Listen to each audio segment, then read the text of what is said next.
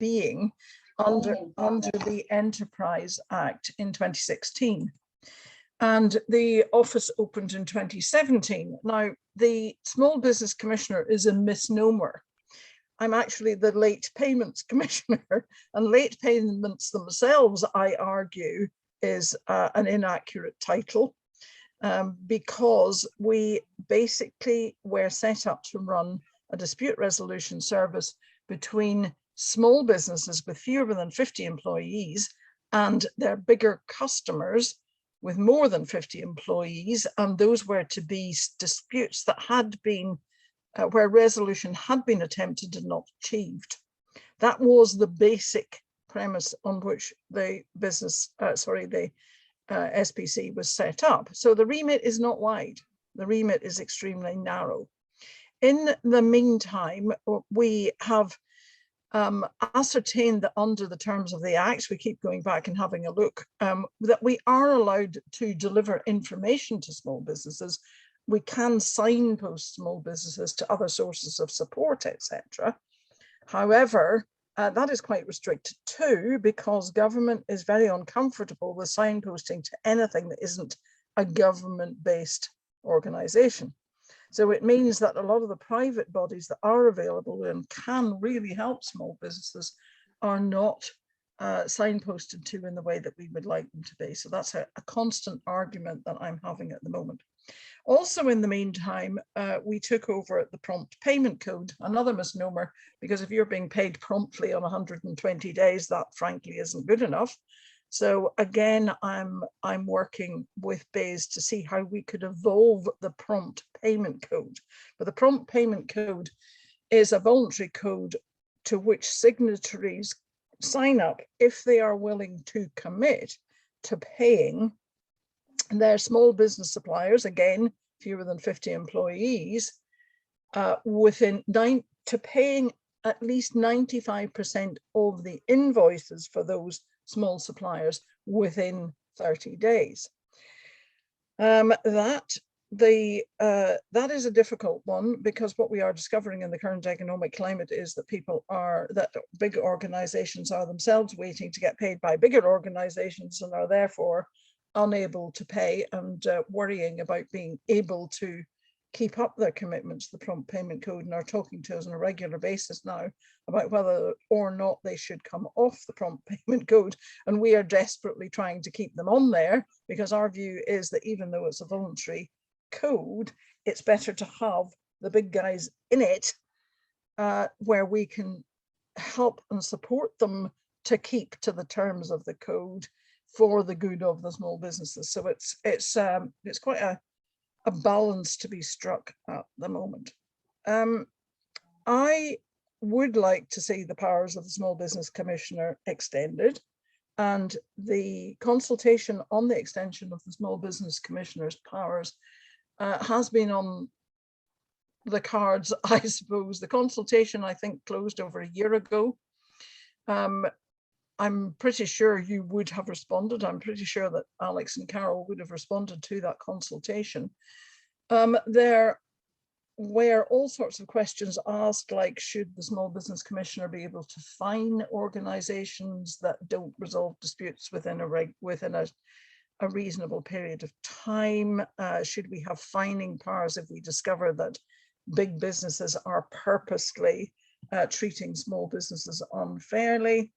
We might, the question was asked, should we be given the power to investigate if a third party comes along to us and says there is a problem with this business and how it pays its small firms? All of that is still in the pot. No decisions, as far as I'm aware, have been made. We are expecting that we might hear more in April. And the reason I'm expecting to hear more in April is because there was a consultation went out recently on the payment performance review scheme, payment performance recording scheme that's run by BEIS, which looks at how the biggest companies in the UK are paying, what their payment performance is. They don't have to be signed up to the prompt payment code to have to report. So the two schemes are completely separate, but they get conflated in people's minds. And BEIS is looking at whether or not to carry on with the reporting scheme because that gives them a lot of data.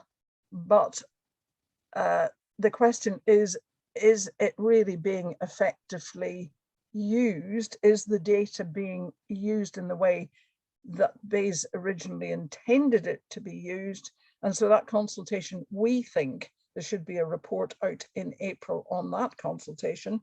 And I'm thinking that perhaps at the same time, the powers of the Small Business Commissioner may be extended, if indeed they're going to be extended.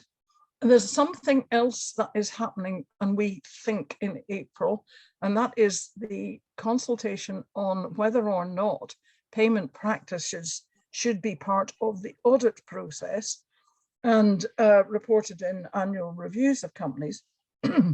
Again, I have no idea how that will go, but I think there were suggestions that it could become an obligation for big businesses to have to report in terms of their external audit and therefore on their annual report.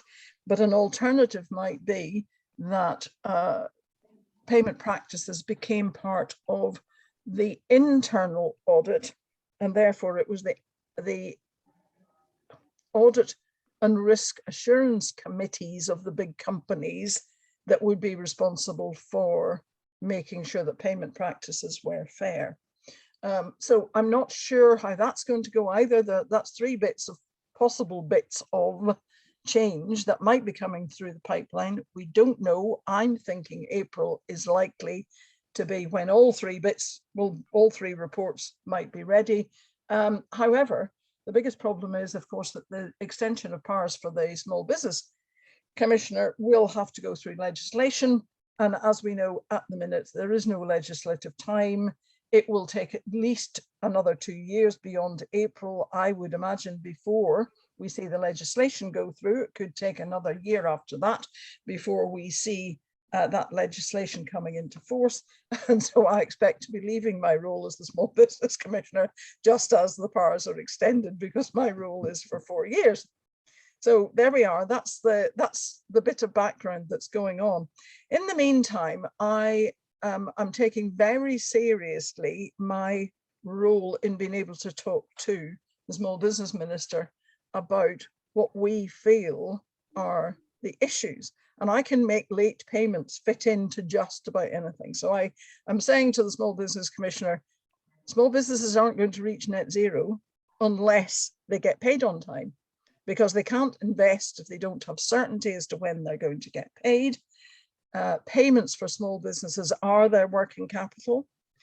They rarely want to take on additional borrowing in order to see them through a gap in working capital. So they rarely go for invoice financing, etc. And in fact, in many cases, they tell me that access to something like invoice financing would be too expensive. They'd actually be better simply to go down the route of taking out an overdraft, which is just about the only thing they're being offered by the banks at the moment. So I am talking in terms of how we tackle the culture at the top end with the government, and saying we've got to get the payments in order to give the small businesses the certainties to know that they can hire, that they can invest in training, that they can upskill, that they can invest in net zero, that they can actually help the recovery, and they can help the big drive to reach net zero. But that depends on changing the culture at the top end. Now, on the top end, some of the big firms, it seems to me, are quite good at paying. And they have realized throughout the pandemic that if you don't pay their small suppliers, the small supplier isn't going to be there next time they want them. And what I was trying to say in November is the small businesses are the talent that drive that big business success. And some of the big businesses seem to have taken that on board. They also seem to be taking on board the fact that this is an ethical question. How well do you treat your small suppliers? Do I, as an investor, want to come along and invest in a company that treats their small suppliers badly? That question is beginning to be asked. Pension schemes, big investors, are beginning to ask the question, but it's only at the beginning of that cycle, I think. But I think it's something that the bigger firms have to really take on board. So we're pushing at that door and saying, this is the talent, you've got to protect it, you've got to nurture it, you've got to make sure it's treated fairly. Your investors don't want to work with you if you're not an ethical company, but nor do really good, skilled, qualified, professional people, be it graduates coming out of university or college, be it youngsters coming out of school. We're getting that generation is much more concerned with whether or not it's working for ethical companies or not. And again, they're starting to ask those questions. So what I'm trying to push is the whole idea that we put payments, fair payments, good payment practices onto the governance agenda of ESG, the social agenda of ESG, because this is about leveling up as well. Small businesses, as you know, because you're working all over the country, you know that your small businesses, your members, know more about what is needed in their communities than any government is ever going to need.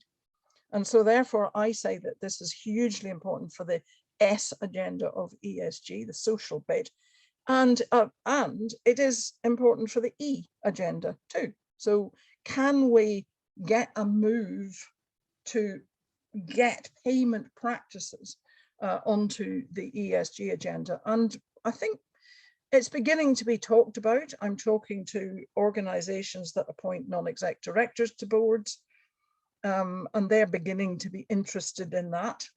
And I've talked to a lot of non-exec directors, most of whom have said, you know, I've never asked the question as to how payments are made to our suppliers in our company, because I always thought it was an operational issue. And I'm trying to say, no, this is a governance issue. This is a strategic issue. This is really important for your firm at strategic level. So I'm trying to work at that level and get changes made there. A lot of the big businesses that don't pay on time actually have processes that don't allow them to pay on time. I'm not a subscriber to conspiracy, really, not to pay. I know there are companies out there that do try what Bill Grimsey, previously chairman of Iceland, what he calls the 3 squeaks policy. And I think the last time I talked to one of these groups, somebody said it's not 3 squeaks, it's 50 squeaks. But Bill says what some big companies do, if they really are trying to hold on to cash, and they really are trying not to pay their smaller suppliers on time, they wait till the first phone call, and that's the first squeak. You know, where's my invoice? Why has it not been paid yet? And they go, oh, terribly sorry, it seems to have gone into somebody's in tray and disappeared. We will make sure it is in the next payment run. Put back in the drawer, wait for the next call. Second squeak, oh dear, we're having a technical problem. We will make sure that's sorted out. You will get paid. And he says when the third call comes, that's the third squeak. But these companies then tend to say, okay, that firm will wait that long before they get paid. So that's what we will offer them next time around. So in a way, we are complicit in getting offered longer extended payment terms than perhaps we would like. So there's, you know, there is that. But in a lot of cases, it's simply that no investment has been made in payment processes, and small businesses are taking up the opportunity of open banking based API based apps.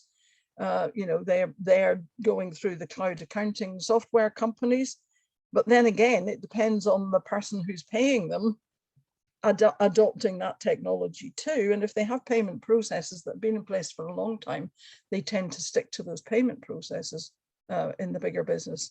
So it is really about asking bigger businesses to think about how they process their payments, and should they do more to update their payment processes. So we're talking to them about that. I'm also talking to companies and saying, you need better induction processes. Now, I've been freelance for most of my working life. And if I happen to have, at any one given time, 6 clients, I can't tell by osmosis what kind of payment processes they're going to have. I need them to tell me. And the mistake I made at the start of my freelancing career, and I think a lot of freelancers make and sole traders make, is that they assume that the person who's given them the job, given them the work, is the person who's going to pay them. But the person who's going to pay, the person who's given them the work has long since moved on to the next contract and the next freelancer and the next sole trader, has no idea that you haven't been paid. So what I am saying is you need to help your small businesses to get paid with better induction processes right at the start. Now, if I could get a movement to think about that, and actually government even to get to the point where they say, if you are going to take on a small business supplier, you are expected to give them all the information. And we really will come down hard on that. At least small businesses would know when the money was going to hit their bank account, because I think that's even more important than knowing it's going to come in within 30 days. A lot of businesses say to me, we could wait 60 days, as long as we knew that in 60 days time, we would actually have the money in the bank account. I would like small businesses paid much quicker. I'd like them paid in 30 days. You know, you don't go to the butcher and order your Christmas turkey and pay for it at Easter. And I do tend to think that one should be paying as one goes along, but that's not how things work. And we have allowed over the last few decades a situation to arise where the financial services sector has come up with a lot of solutions to late payments. And I'll come on to the late thing in a minute.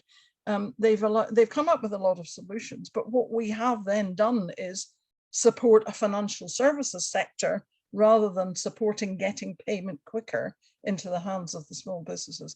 And I think, and this is where Alex and Carol and I've been doing a bit of thinking around about how we get some of these messages through to government, because there are so many messages out there that most of them are not being heard at all.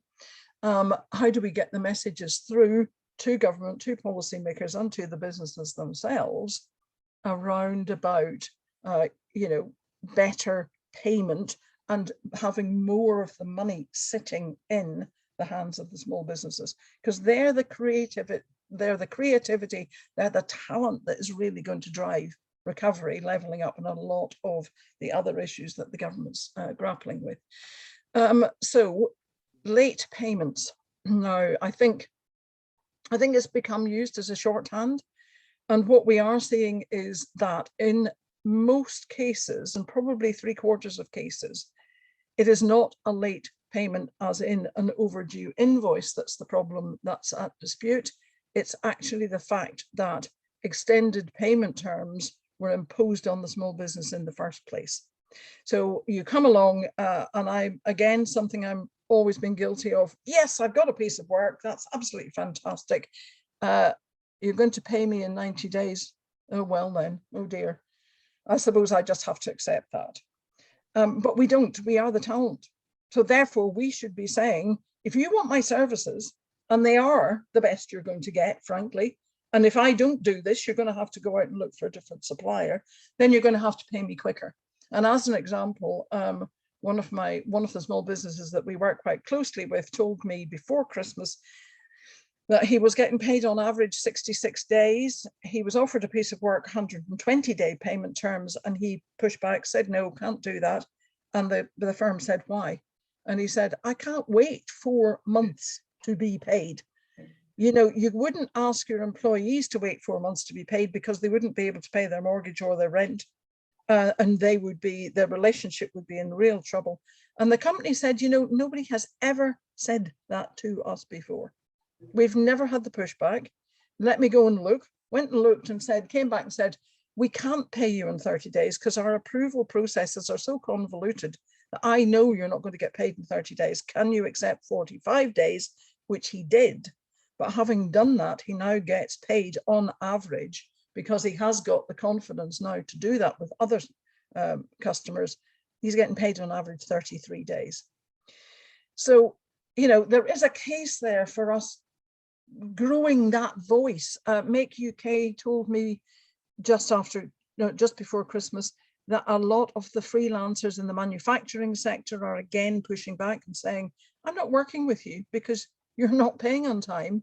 And the demand for freelancers and sole traders at that level in manufacturing is outstripping supply. So therefore there is, you know, a bit of momentum. It's not the same in all sectors, of course. And there are sectoral differences, but late payments doesn't cover it, the word late. So we've got to start thinking about how we express it. Poor payment practices, perhaps. I'm not absolutely hung up on that one, but we certainly got to express a different way. I find a different way of expressing it. And the prompt payment code, I'm sorry, I don't want people being paid promptly in 120 days. I want them being paid promptly in less than 30 days. So again, I'm looking at how we can bolster the prompt payment code to make it something much more of a code, principles based with expected behaviors, as well as just the transactional. We will pay 95% of our invoices within 30 days.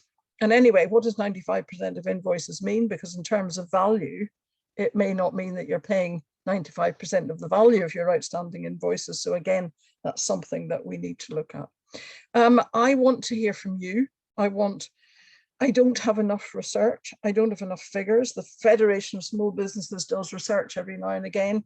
But I'm worried about the language. If we're still asking people, are you struggling with late payments? Are we getting an answer to just late payments? I don't know.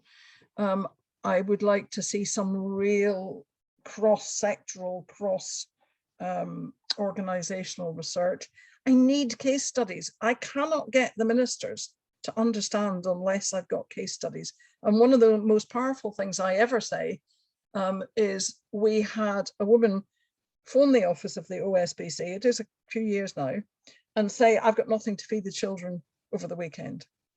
And when the Small Business Commissioner at the time lifted the phone and spoke to the CFO of that company, the CFO went, I had no idea that a £300 invoice would be important. He said, I've paid the £30,000 invoices because to us, that's what's important. He said, I will pay it now, this minute, and if I have to pay it out of my own bank account, I will pay it and claim it back, but she will have money to feed the kids. Now, I need to be able to tell those stories because that is what is going on out there. But if I haven't got them, I can't tell them. And so that's where I really, really, really need the help. And apart from that altogether, I also need to know what you need me to hear so that I can pass that on to the Small Business Minister. And in fact, on Wednesday morning, I'm meeting up with the number 10 small business policy person.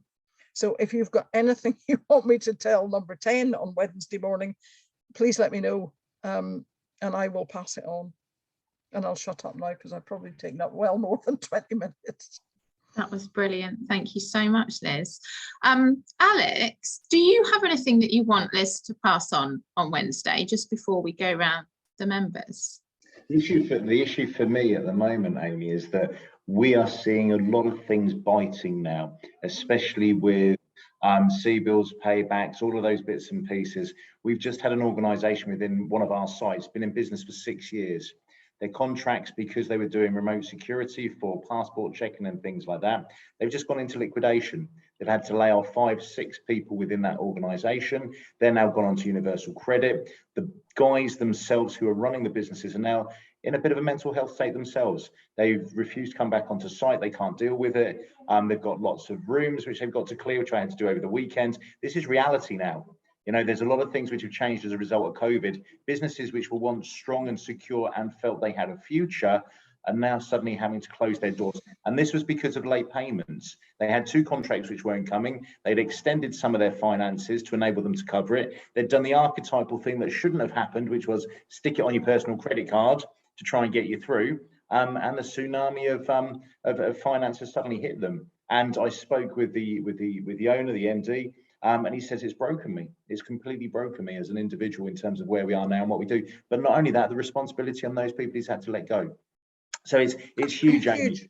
It's reality, you know. And one of the things that Liz has said to us before is that the small businesses have faces. The larger businesses don't necessarily have that face.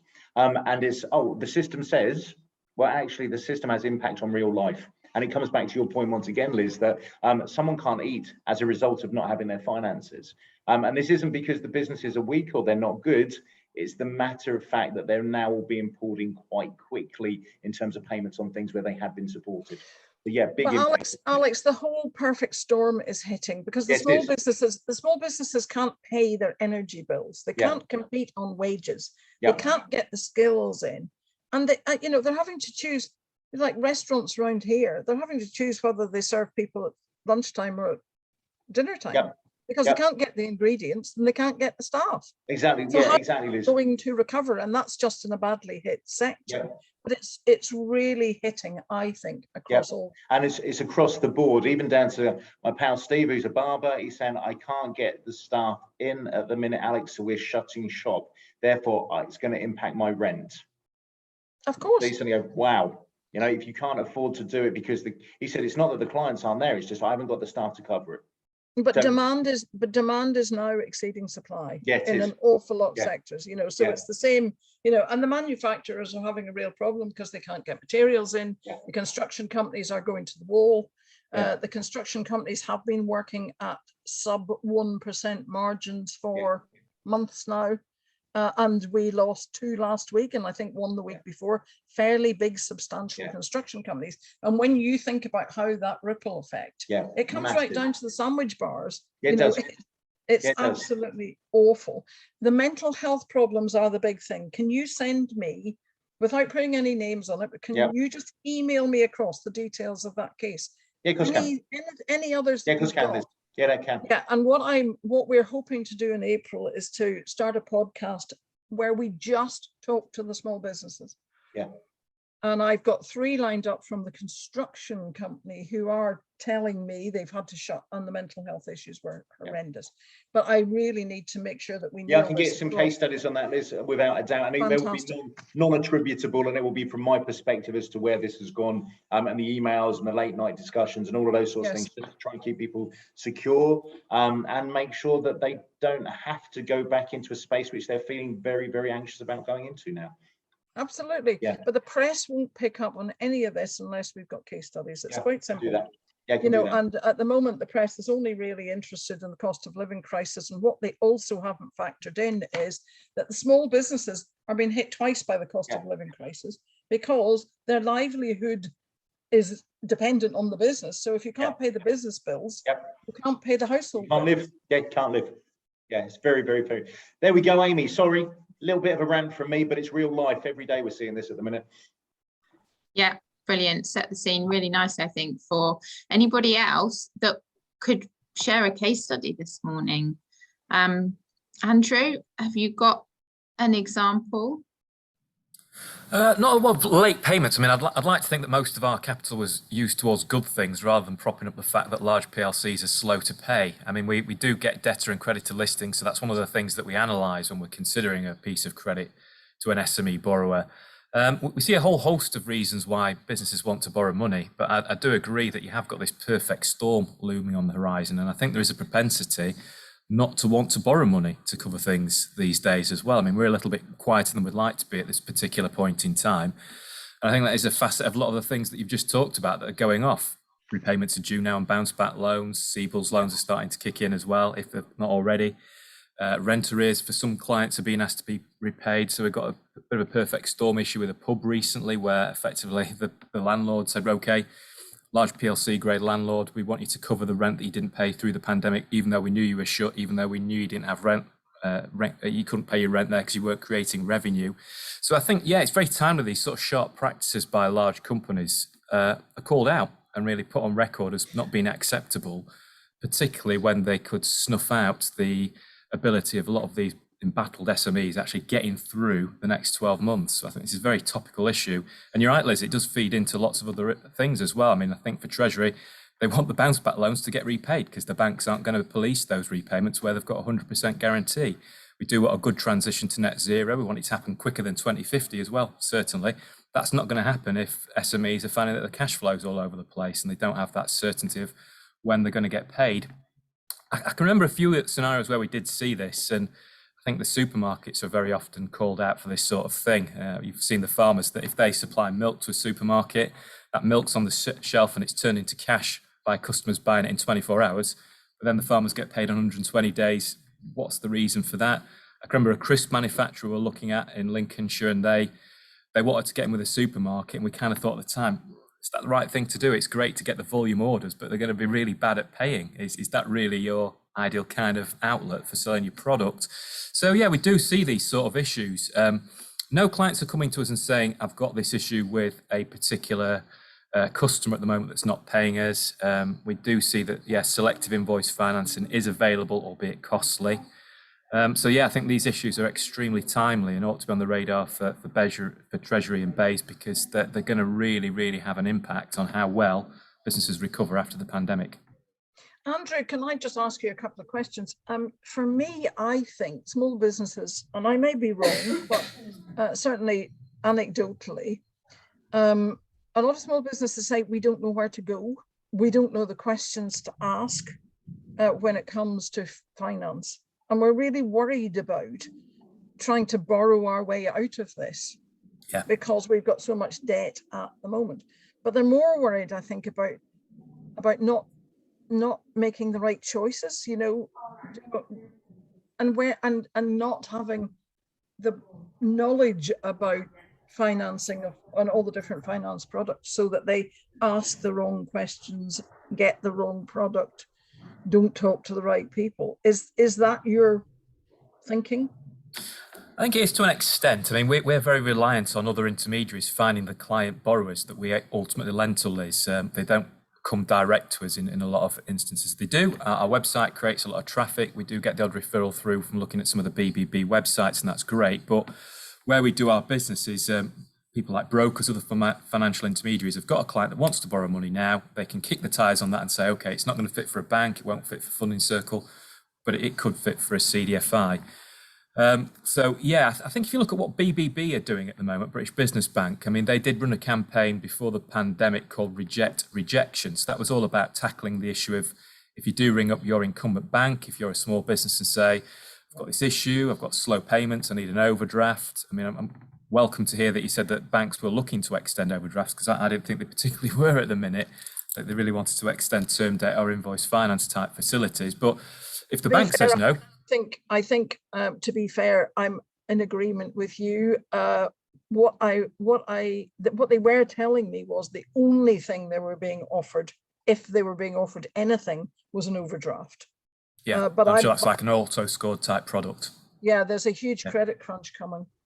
Yeah, so I mean, if you look at it, what the tone was, that was a big thing in terms of messaging for the British Business Bank 2.5, 3 years ago. Rejection. If your incumbent borrower or if your incumbent bank says no, there's a plethora of other options. You ought to look elsewhere if you've got a viable business and it's the right thing for you. If you look at the tone of what BBB's putting out there at the moment, it's more about managing debt guides. So it's not about, well, you might still have a viable business, you might still have a good route to market to borrow some money if you're suffering with late payments or slow payments. If you've got a great idea, it's more about managing the situation that SMEs are in right now, rather than perhaps looking to the future to do a lot of the things that SMEs are going to need to do to be fit for future and get out of this. But yeah, you can see the issue, can't you, Liz? I mean, cash, go with the saying, cash is king, and that's never been more the case. And we do actually see some SMEs that have hoarded money because they wanted some wool on the back, and there's some of those that are in that fortunate position are paying back the bounce back loans and CBILS loans early. So that's good to see as well. So I think you've got this divide. I see this in society as well, really, as a result of the pandemic. The rich have got a lot richer, the poor have got a lot poorer, and I think you could apply that to the SME and large PLC grades. The PLCs have done quite well in most instances, and the smaller businesses are the ones that are finding this really quite torturous. To me, part of the problem is the phrase SME, because I think that when policymakers talk about this, and I had 2 conversations last week that underlined this.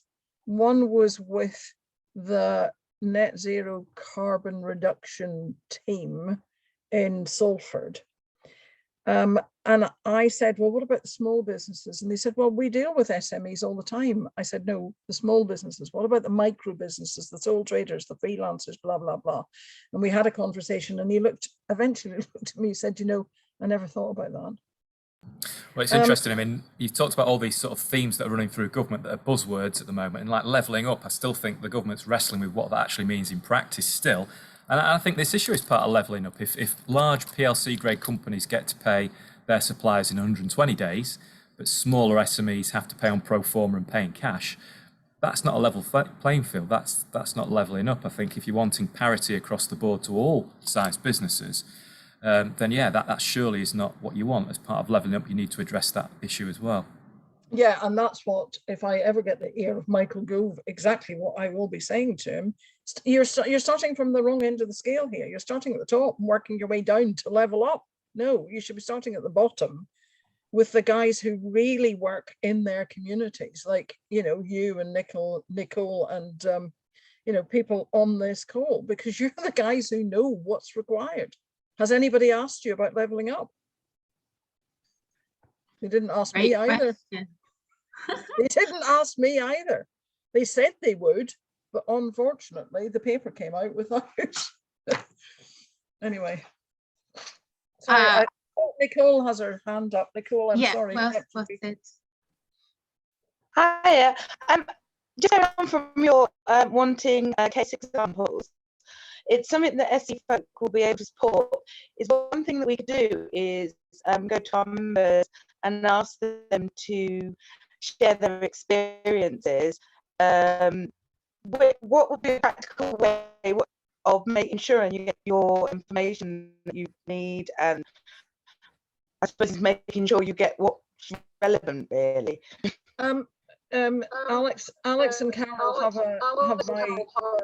my email. Oh, this, I'm hearing. Alex and Carol have my.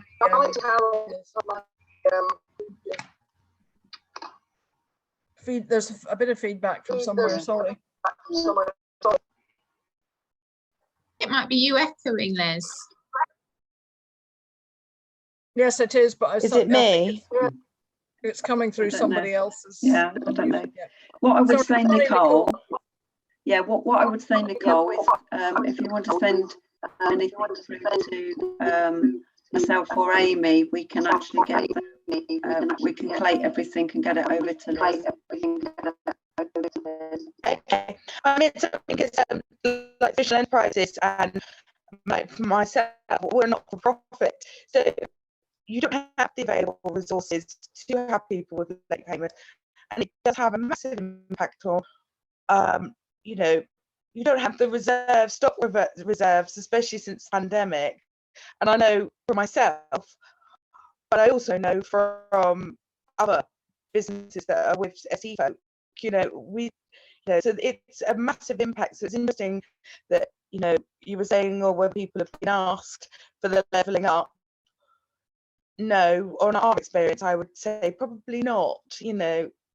So anyway, we can support, we'd be very interested in doing that, if that makes sense. Yeah, we can certainly help. We can certainly help gather the information. I wonder, Liz, whether you've got an existing template or a way of sort of formatting under the right headings exactly what you need to. Okay, are you all right if I create one and distribute that to members? That would be absolutely unbelievable. Yes, if I could use NEN's resources to do some of the work that my remaining 6 members of staff can't do. Until such time as me and Lucy get COVID, and then we're going to throw it back to you. Oh no. No, okay. That would be. I think that is the case, isn't it? That is the case with sort of small micro businesses, especially you've only got to get COVID in your organisation to knock out a huge chunk of what you're doing. You know, you're quite often one-trick ponies that are doing quite a lot of jobs, and they're assuming that you will have all this sort of a finance team, or they assume you've got, and they don't exist. Normally it's 1 or 2 people that are running everything, so it's a completely different layout of a working environment. And I think some of the larger businesses, you know, just don't even consider that. To be fair, Nicole, they don't, because most of them have never worked in a small business. Yeah, and I can't criticize government policymakers either, because they've never worked in small businesses either. You know, so the reality, and this is why I'm worried about the SME phrase, because most of the businesses that the policy teams are probably familiar with do have a finance team, because they're medium, they're not small.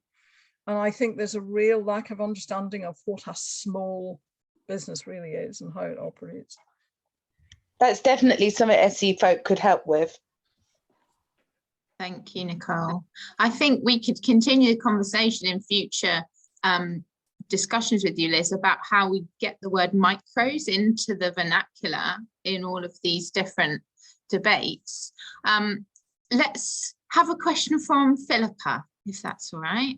So mine I don't know whether it's so much a question or an observation. So just in terms of, I'll do the payments one first, and then it was just some general observations really from small businesses. So in terms of prompt payment, I don't know whether anybody else is picking it up, but what we are seeing quite a lot of in the last 2 months, 3 months maybe, is foreign owned organisations who've been contracting with smaller UK businesses, maybe as an agency or as a PR or something like that, have the debt, getting to 3 or 4 months. And now the foreign companies, particularly French, it would appear, just saying, that's it, don't want to use you anymore, not honouring the termination clauses, and bad debts of 2 or 3 months sitting there. Smaller businesses facing the unknown in terms of, how do I chase down the debt if the debtor is French? Actually, the general advice being, well, it's going to cost you, probably in the region of 10 grand or whatever, probably best you leave it. And actually, I think what we're seeing, and I've no idea whether this is factual or not, but I think we're seeing it perpetuate. Maybe the news is out that the UK companies, the smaller ones, they won't come after you for it because it's too expensive to get the French collection agencies, etc. So we're in a bit of a negative cycle in terms of, is it Brexit related? Who'd ever put that sentence together? But there seems to be a bit of a challenge around small businesses. So that's just to feed in on top of what everybody else is saying. And then 2 things, particularly from the small business community. Small businesses will be hit harder in an inflationary cycle, and we are in the worst inflationary cycle that we've seen for 30 years. They do not have the capacity to absorb costs in the same way as the bigger companies do. The bigger companies will absorb and annihilate competition. So that's just one thing that maybe we should be looking at. The third point would just be around cybersecurity. Again, I'm really not sure whether this is unique to Buckinghamshire, but I can only imagine if we're seeing it, other places are seeing it.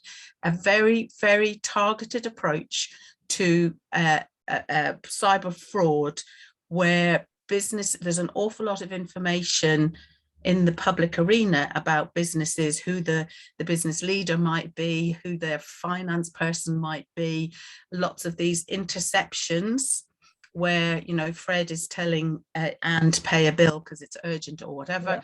And equally, lots and lots of IT systems being hacked where invoices are being sent with amended bank details and people out of pocket, not only but by the fact that they've not been paid by the debtor, but equally then having to pay suppliers for the goods.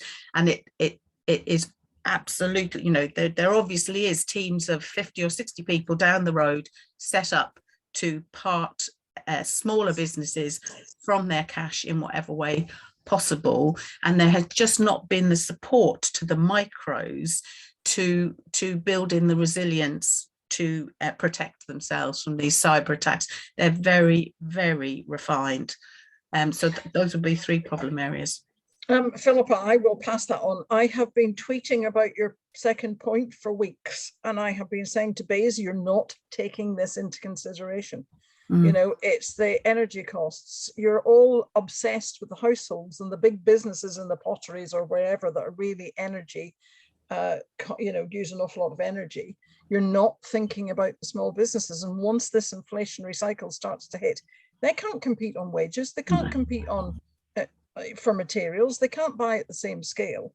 So I've been nagging about that, but I'm not sure it's landed very clearly. On the cybersecurity thing, and this is something that I want to do something on, because again, I've been tweeting about fraud and how small businesses, especially if they're chasing invoices, are likely to be targeted, because you know, it's the prime, oh, here you are, we're going to pay you, but actually we've changed our, it could be as simple as, you know, we've changed our bank account, give us more details, whatever, here's, you know.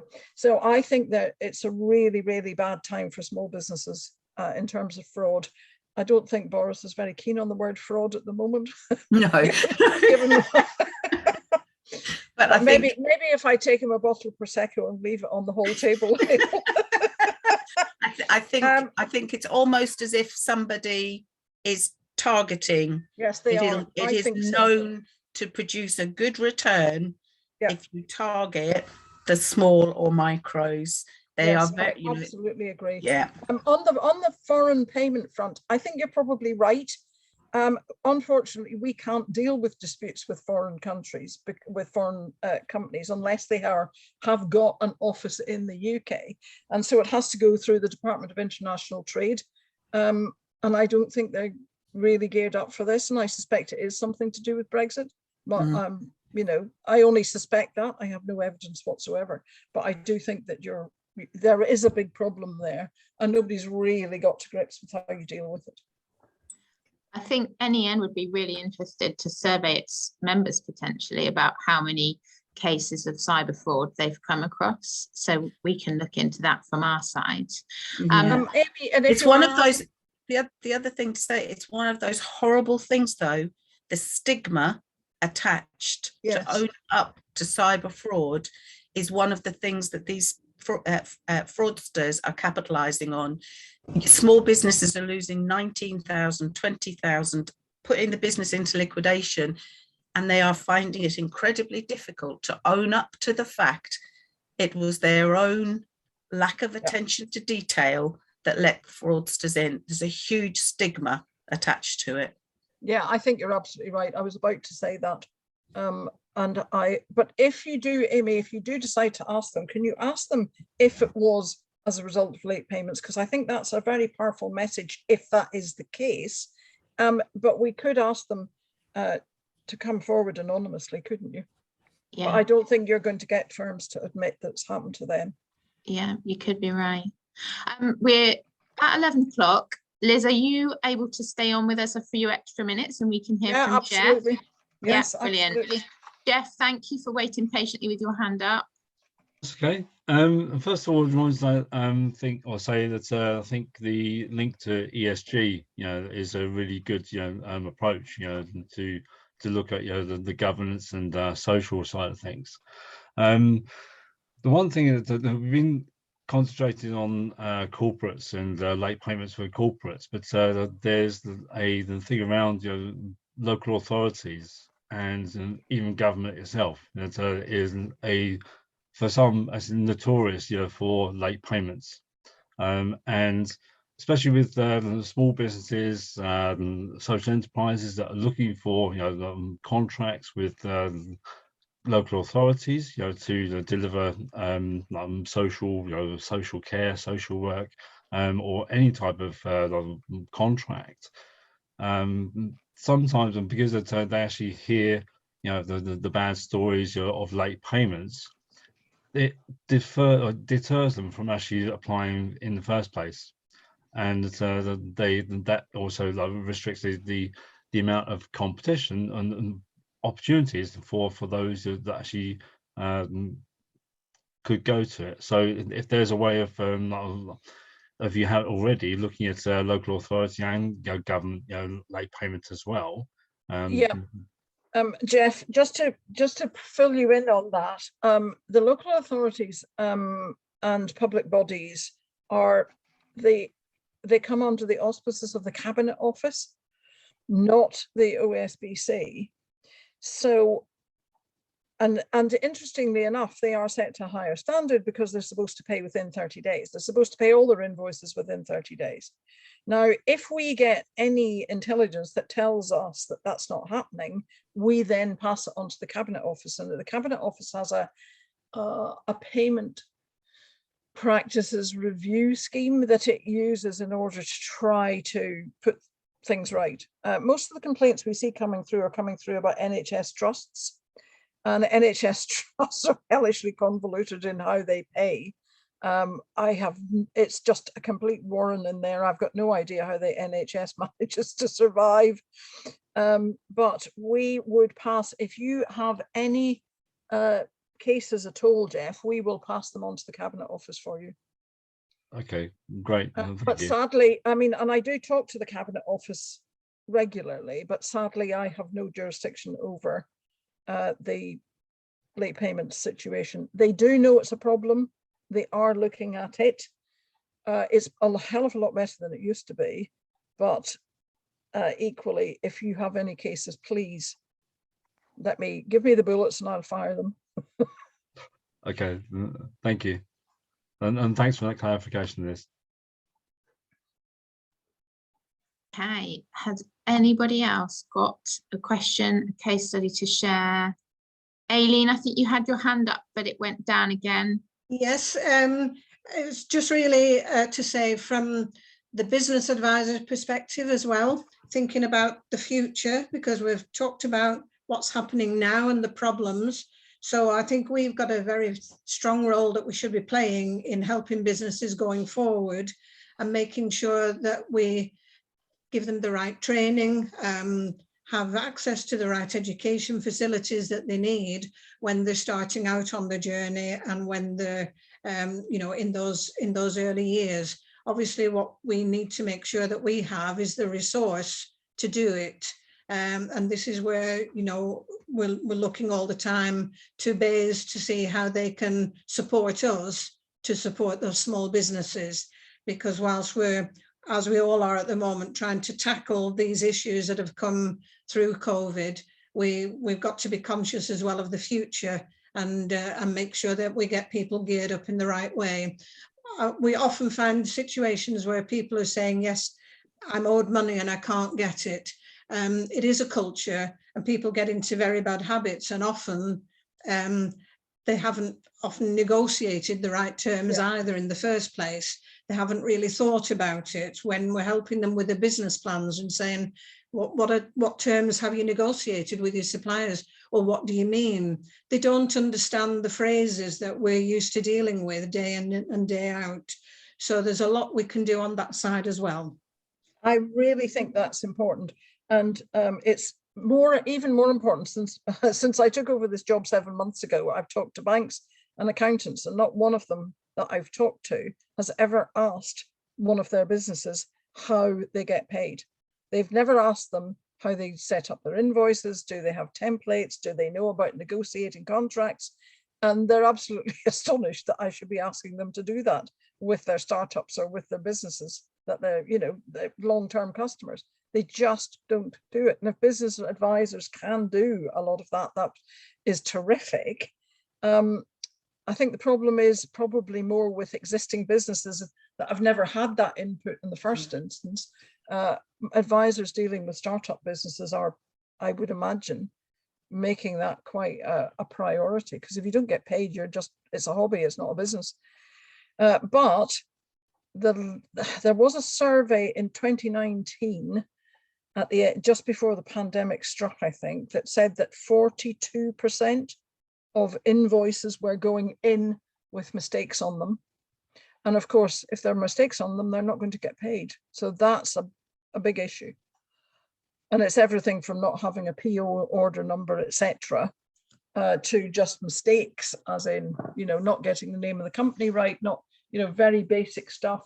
So that is hugely, hugely important.